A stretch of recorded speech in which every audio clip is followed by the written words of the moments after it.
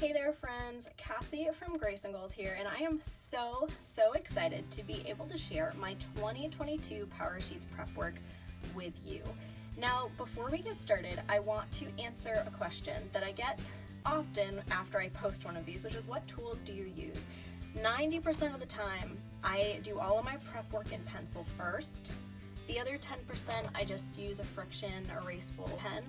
And then I tend to use gel pens and Papermate Flare pens. Those are kind of my go-tos.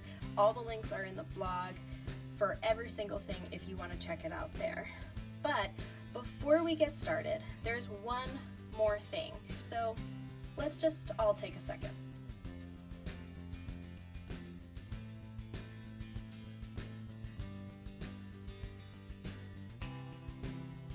Alright, so now that we have kicked comparison out of this space, let's go! Alright, now I had a lot of fun on my 2022 goal ideas page, as you can see. When I had ever realized that I could use the color coding dots to make sticker confetti, I mean, best discovery ever, right? But ultimately this page I brain dumped, and that's good because that's what this page is meant for. I wrote down goals that I'm not sure could be reached. I wrote down goals that scared me because they would require me to dream. And then there were goals that I found that were very consistent to other goals that have been a part of my Powersheets over the last 5 years. And I think the reason that some of these goals stay the same is because when we cultivate an intentional life and we know what matters to us, we want to keep living that out. So I just want to encourage you that if you are a seasoned Powersheets user, it is okay if some of your goals stay the same or look similar. That's absolutely okay. So do not be worried if some of your goals look similar to last year's, because a plant can keep on growing, right? After it blooms, it can still keep on growing, just like these goals. I do also want to point out, though, that I did not add any of the confetti stickers until after I had made it through my Cultivated Life evaluation, because that's when I determined my color code for the following year, and I'll explain more about that when we get there. But let's continue. You know, I've found that it's really easy for me as a veteran Powersheet user to skip or skim over the writing and the instructions. So after Lauren pointed this out at our Powersheet prep party, I decided to truly take the time to fully read through and absorb all of the teaching and instruction. I also underlined or made note with stickers so that I could easily go back and notice the coaching that really stuck out to me. Then I went through my About Me page, and what I think is really cool about this page, being a veteran Powersheet user, is that I've been able to look back through my former sets of Powersheets and see certain things that have stayed the same, but things that have changed about me over the past 5 years, and that's been really cool as well.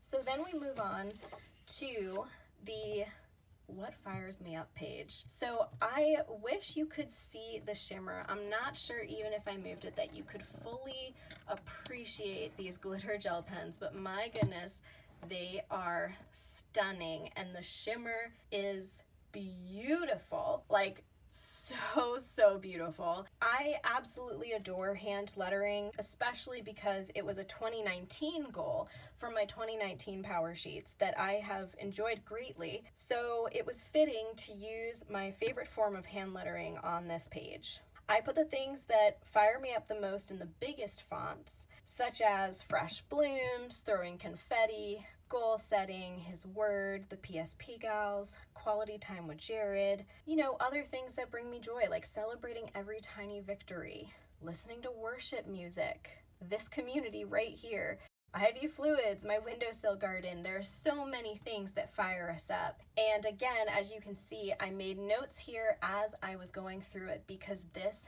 matters. This coaching is helpful. Even if you have been doing Powersheets for all of the 10 years, this is still helpful because it's refreshed every single year. And it just keeps us focused on what we're doing on these pages. So just throwing that out there. You know what, one more thing before we flip. I just want to remind you that sometimes the things that we're called to do or that we need to do don't look productive. For example, spending time in the garden rather than answering emails did not look productive, but my soul needed it. And as a recovering perfectionist, I struggle to remember that our goals don't always have to be productive to produce good fruit. We need to do these things on this page because these are the things that refresh our souls and that are life-giving. And because those things, all of these things, give us joy and peace and comfort, that fills us up so that we can better pour into our goals. Obviously, it's a balance, but if you don't make time for the things that fire you up, you will probably find yourself exhausted rather than energized. So flip back to this page often. Build these things into your tending list and your months and your goals because they matter. Now, as we move on to the Cultivated Life Evaluation, one of the most important things that I do on this page is color code each area of my life. Now, it may be an unpopular opinion, okay? But I stopped using the different color flag for each individual goal. I have a different color-coded flag for each area of my life.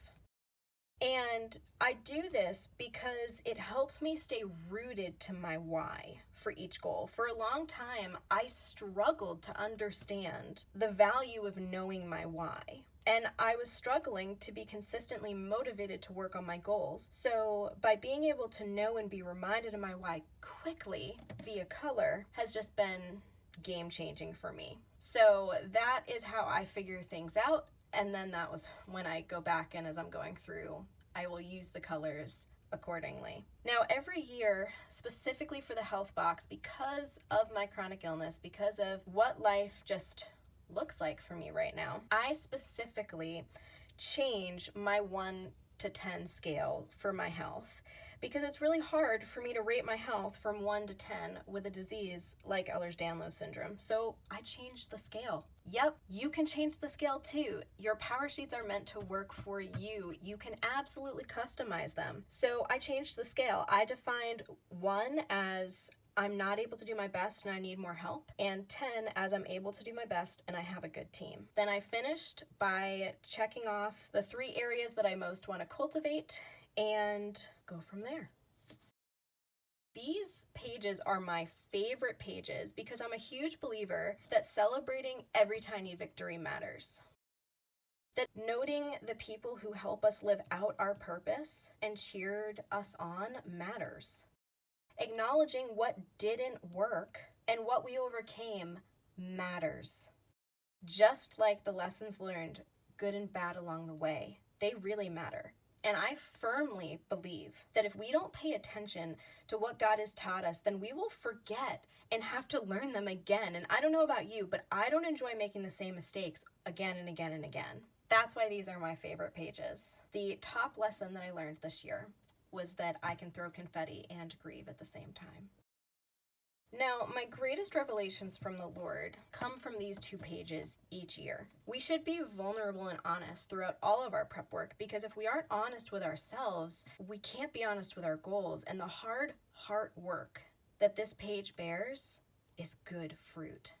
And this year, God revealed 5 core lies to me that I was believing about myself. So on page 15, I color-coded my stickers to match those just so that it made sense to me. And I wrote one freeing statement about what would happen if I flipped the script on all of these things. And there's one that I want to share with you. I am safe to dream when I dream with open hands because my dreams are safe with Him. And if I flipped the script, I would be free to do what He's calling me to do with open hands and letting Him decide if this program is meant to be for a lifetime or just a season. I won't repeat history if I keep my hands open and remember that He made me and anything He calls me to with this illness in mind, which is why I am not going to miss out on what has been meant for me.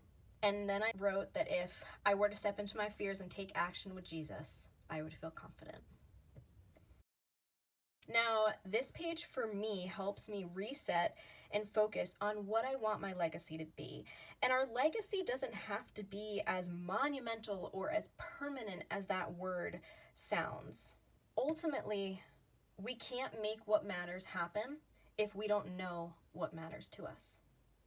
And we also can't be the person God's calling us to be if we don't know who we want that person to be, which is why this page is so helpful. Now, for the big picture vision and living it out this year, for the first time in, I would say, probably 3 sets of power sheets, I allowed myself to dream again, like truly dream. And it's hard to dream when you don't know what's coming your way, but we can be confident because God does know. And I am going to hold on to the confidence I have of him and do what he asks of me right now in this current body. But I'm also going to entrust my dreams to him and remember that I am allowed to dream big because my dreams are safe in his hands. And then on page 19, I wrote out one general action step here for each area. And then I put a prayer. I added a prayer here to help me practice opening my hands and leaving my dreams in his hands. I also would love to remind you that little by little, you can cultivate an intentional life right where you are, in the middle of the mess, no matter how uncertain the season. Now our cultivated year. You know, my body and other circumstances may hinder my ability to reach my goals, but my yes and no list lay the foundation for the life that I hope to live. These declarations are not just tied to a specific goal, rather they'll help me build the lifestyle and mindset I need to achieve my goals, even if those goals have to be achieved differently than I planned. My top yes is his grace, and my top no is assuming anything. Now, I kind of did my own thing here. It is really hard with a chronic illness to imagine your best year because honestly, it can end up being a stumbling block for me. So I decided instead, rather than focusing on what my best life would look like, I decided to write myself a reminder as I go through this year. And here are some of the highlights. In the past, I've overcommitted and ignored my body. But now I'm ready to stay brave and live with my challenges rather than work in spite of them. These traits will shine in me as I trade control for confetti and cultivate an intentional life right in the middle of the mess and the uncertainty. I want to make what matters happen because he made me with this illness in mind, and I want to see what he has planned for me, even when the how to my why changes. I will live this by saying yes to one day at a time living. I will let go of how I think my goals should be achieved and fill my life with more of his grace and confetti. Now, I really loved going through and learning more about types of goals and getting our rough drafts done. And I actually decided for the 4 areas of my life that I'm going to be really working on this upcoming year to attach one of these statements to each of these different areas to just give me some extra encouragement. But I want to jump ahead really quick to page 30. My word of the year is going to be cultivate, and this is my vision board for the year ahead. My verse for the year comes from 1 Timothy 4. I like to go to these pages first before I set my goals. I deliberately go to these pages first and then I flip back to working on my yearly goals. So once I've done these 2 pages, I was not anticipating to love these pages as much as I did. They were so helpful before starting the goal action plans. I clearly do not struggle celebrating every tiny victory anymore, so I made this last one into a fun reminder for me. And the greatest way that I am going to turn my challenges into opportunities in 2022 is by staying faithful to my why and flexible about the how. So now let's go back to page 29. These are my goals, and wanted to give you this reminder in case you didn't see it. You have permission to change your mind and change your course throughout the year. These goals for me are actually only my goals for the next 90 days. I right now am living 1 quarter at a time, and that is perfectly okay. So know that if you're doing that too and it's not really a yearly goal for you, that is totally okay. They're just your starting goals for 2022. These are my goals for the upcoming 2022 year. I am just so thrilled that you were joining me here today, and I want to hear about your goals. Please share your goals. I would love to hear them, and I would love to cheer you on. And if you are not already a part of the Grace and Goals community, we have some fun things coming. So make sure that you are on that email list. And know I am ringing my cowbell for you. And of course, we're going to throw some confetti. Happy 2022. I cannot wait to see where God takes you and see all of the confetti along the way.